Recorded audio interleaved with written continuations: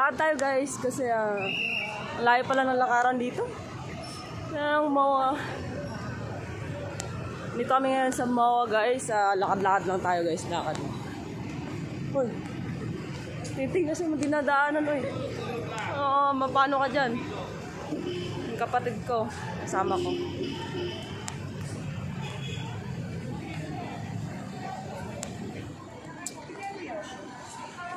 The body and the money and all. Ha? Wait lang.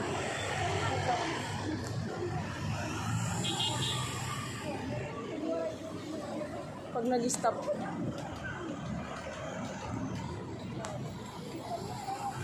Hello?